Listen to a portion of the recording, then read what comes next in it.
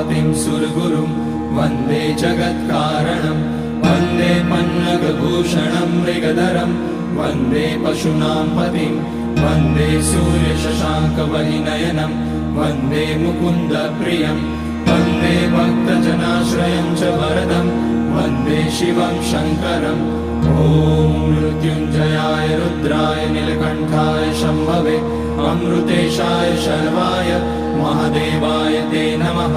नमस्तेस्तु भगवन् विश्वेश्वराय महादेवाय त्र्यम्बकाय त्रिपुरान्तकाय त्रिकाग्निकालाय कालाग्निरुद्राय नीलकण्ठाय मृत्युञ्जयाय सर्वेश्वराय सदाशिवाय श्रीमान् महादेवाय नमः।